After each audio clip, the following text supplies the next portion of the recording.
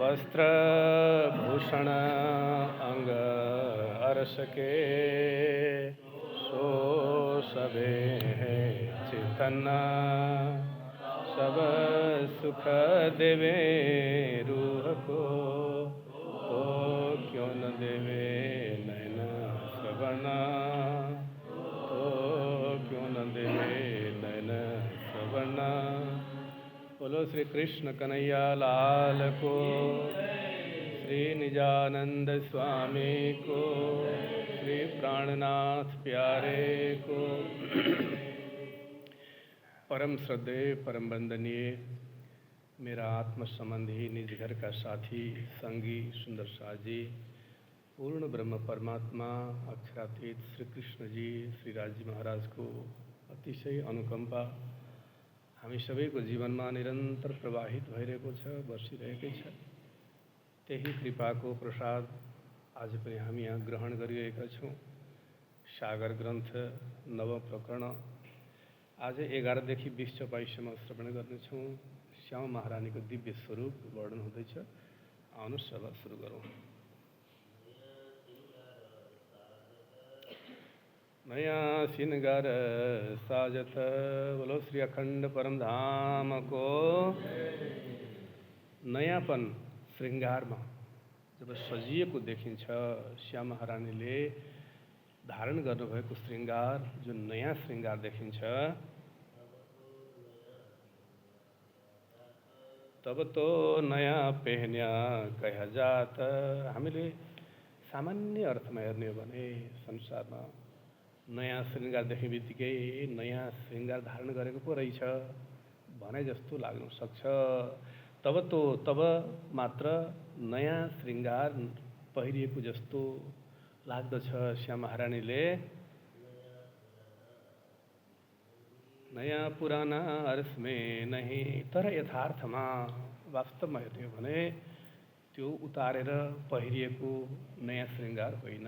परमधाममा कुनै नयाँ अर्थात् पुरानो भन्ने चिज हुँदैन। त्यो त इच्छा अनुसारले नयाँपन देखिने हो। त्यस्तो प्रकारको त्यो दिव्यता छ। पर पहुँचेन इतकी बात, परन्तु पहुँचेन पुग्न सक्दैन इतकी यहाँको यो संसारको बात भनेको कुरा अर्थात् शब्द यहाँको जिब्रोले त्यो अनुपम शोभालाई वर्णनमा ल्याउन सक्दैन। जो सिफत बड़ी चित लीजिए, सिफत अर्थात् महिमा प्रशंसा, बड़ी अर्थात् महान, त्यो महानतम उहाँको महिमा श्यामा महारानीको दिव्यताको चित्त लीजिए। जब हामी ब्रह्मात्माले अन्तःकरणमा हृदयमा धारण गर्दछौँ, बड़ी अकल सो जान। जब हामी श्यामा महारानीको त्यो दिव्यताले भरिएको महानतम महिमाको हृदयमा स्थिर गर्न थाल्दछौँ, बल्ल त्यसलाई नै बढी अकल भनेको महानतम बुद्धि त्यसलाई भनिन्छ। संसारमा महानतम बुद्धिवाला त्यही नै ठहरिन्छ। फना बक्काको क्या कहे, फना भनेको नश्वर यो संसारको शब्द अरे, बक्काको अथवा अखण्ड परमधामको क्या कहे कसरी वर्णन गर्न सक्दछ र। ताथे पहुँचत नहीं जुबान, ताथे त्यही भएर पहुँचत नहीं पुग्न सक्दैन जुबान जिब्रो। हाम्रो नश्वर संसारको शब्द लिमिटेड शब्दले, सीमित शब्दले त्यो शब्दातीतको वर्णन गर्न सक्दैन। तो भी रूह मेरी ना रहे, तो भी तैपनि रूह मेरी मेरो आत्मा ना रहे रहन सक्दैन। के रहन सक्दैन? वर्णन नगरिकन बस्न सक्दैन। तैपनि शब्दमा ल्याएर भए पनि, सीमित शब्द भए पनि, टुटे फुटेका शब्द भए पनि वर्णन गर्न चाहन्छ। धानी वर्णन किया चाहे, धाम धनीको वर्णन गर्न चाहन्छ, तैपनि शब्दातीत हुँदाहुँदै पनि। अब राजी महाराजको इल्म भनेको ज्ञान आया मुझ पे, मेरो माध्यमद्वारा संसारमा फैलिएको छ। कृपाको पात्र बनिएको छ। त्यसकारण धामधनीको त्यही दिव्य ज्ञान तात्विक ज्ञानको माध्यमद्वारा नै यो सारा वर्णन भइरहेको छ। सो या बिना रह्यो न जाए, त्यो त्यही भएर या बिना अर्थात् श्यामा महारानीको दिव्य स्वभावको वर्णन नगरिकन रह्यो न जाए, म एक पल पनि रहन सक्दिनँ। शब्दमा ल्याएर वर्णन गरेर आनन्दित हुन चाहन्छु। महामन्त्रीजी भन्नुहुन्छ, नातो बैठ झुठी जिमी में, नातो नत्र भने बैठ बसेर झुठी जिमी में, यो संसारको झुठो यो भूमिमा नश्वर संसारमा बसेर ए बक्का वर्णन क्यों होए, यो अखण्डताको शाश्वत परमधामको वर्णन कसरी हुन सक्छ र? इल्म हुकुम खैचे रूहको, इल्म भनेको ज्ञान, त्यो दिव्य ब्रह्म ज्ञान तारतम ज्ञान, हुकुम धामधनीको आदेश, त्यसले खैचे रूहको आत्मालाई, मेरो आत्मालाई अथवा हामी ब्रह्मात्मालाई खिचिरहेको छ। के को लागि खिचिरहेको छ? वर्णन गर्नको लागि, दिव्यताको श्यामा महारानीको दिव्य स्वरूपको वर्णन गर्नको लागि खिचिरहेको छ, त्यसलाई प्रेरणा दिइरहेको छ।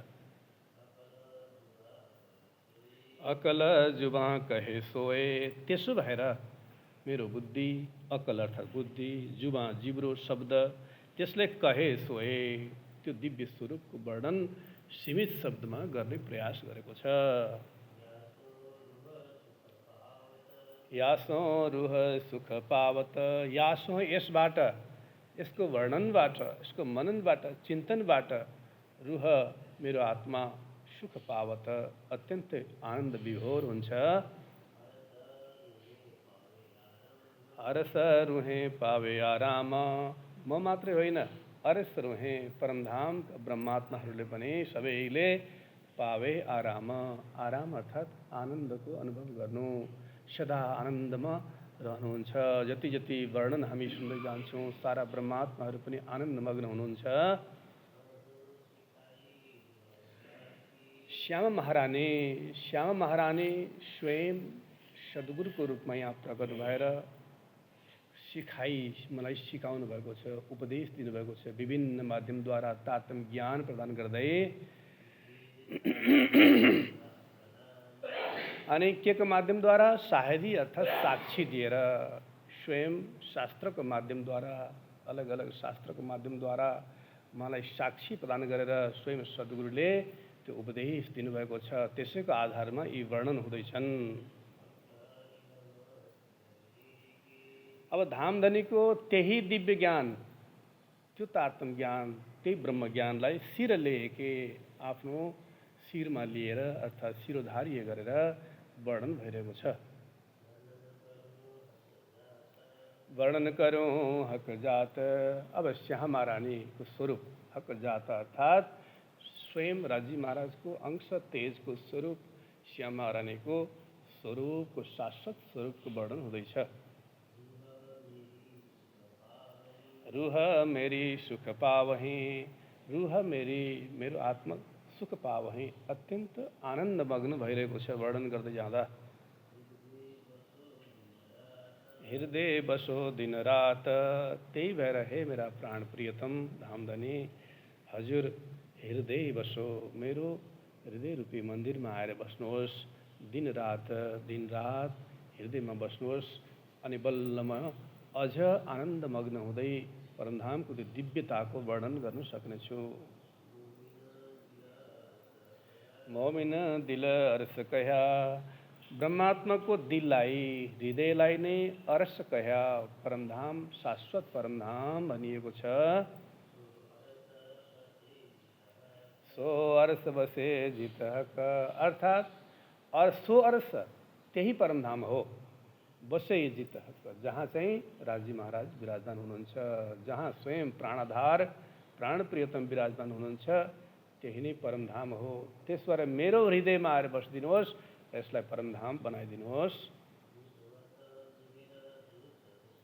निस्बत मेहर जोस हुकुम, अब निस्बत भनेको सम्बन्धले, यही सम्बन्धले राज्यको तेज को स्वरूप को अंग हुनुहुन्छ श्याम महारानी र श्याम महारानीको अङ्ग ब्रह्मात्माहरू हुनुहुन्छ। यही सम्बन्धको कारणले गर्दा धामधनीको मेहेर कृपा जोस उहाँबाट आएको जुन आवेश शक्ति छ, हुकुम धामधनीको आदेश, यस्ता यी सम्पत्तिहरू हामीले प्राप्त गरेका छौँ। और इश्क इल्म बेशक, इश्क प्रेम र इल्म ज्ञान, बेशक ज्ञान अर्थात् तात्म ज्ञान ब्रह्म ज्ञान हामीले प्राप्त गरेका छौँ। कुन कुन सम्पत्ति प्राप्त गर्यौँ?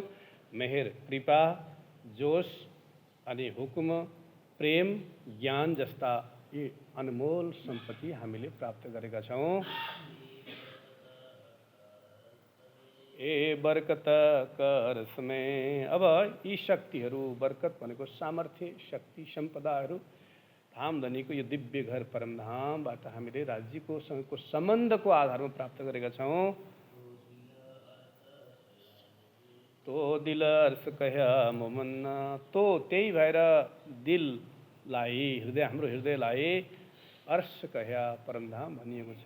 ब्रह्मात्माको हृदय नै परमधाम भनिएको हो। यी पाँचवटा अलग अलग शक्तिहरू हामी भित्र प्रवेश गरेका छन्।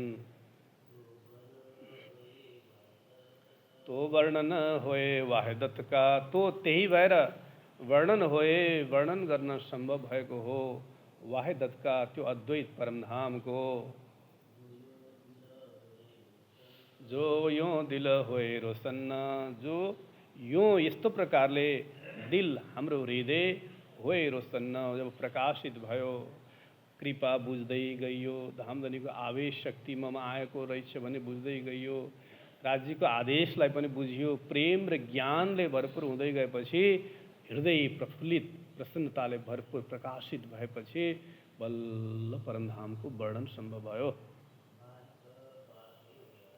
बारीक बातें अर्स की परमधामको बातें, त्यहाँको विशेषता, त्यहाँको कुरा, त्यहाँको चर्चाहरू बारीक छन्, अत्यन्तै सूक्ष्म छन्।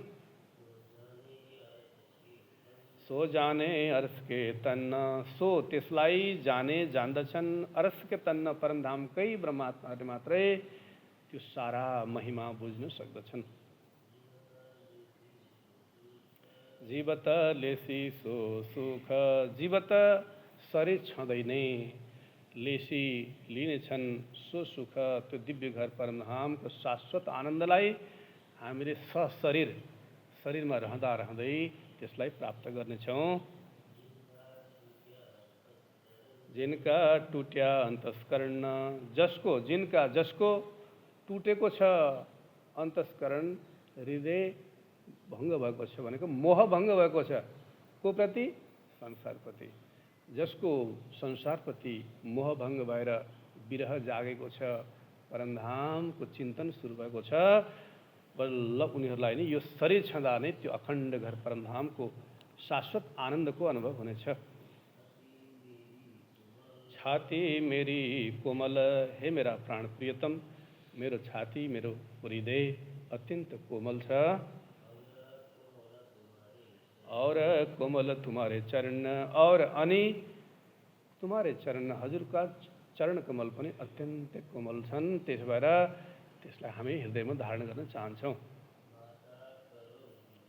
बासा करो तिन पर, बासा करो विश्राम गर्नुहोस्, त्यही हजुर विराजमान हुनुहोस्, तिन पर त्यसै अन्तर हृदयमा, हाम्रो हृदयमा। तुमसो निस्बत अरसतन्न, अरसतन्न भनेको परात्म स्वरूप, परमधामको परात्म स्वरूपसँग हाम्रो हजुरसँगको सम्बन्ध छ। हाम्रो सम्बन्ध, हाम्रो परात्म स्वरूपको सम्बन्ध हजुरसँग छ, त्यही चरण कमलसँग छ। त्यस भएर हाम्रो हृदय रूपी मन्दिरमा आएर बास बस्दिनुहोस्, विराजमान हुनुहोस्। तुमसो निस्बत अरसतन्न, छाती मेरी कोमल, और कोमल तुम्हारी चरण, बासा करो तिन पर, तुमसो निस्बत अरसतन्न, तुमसो निस्बत अरसतन्न। बोलो श्री सद्गुरु महाराज को प्रणाम। सुंदर शाह जी प्रणाम।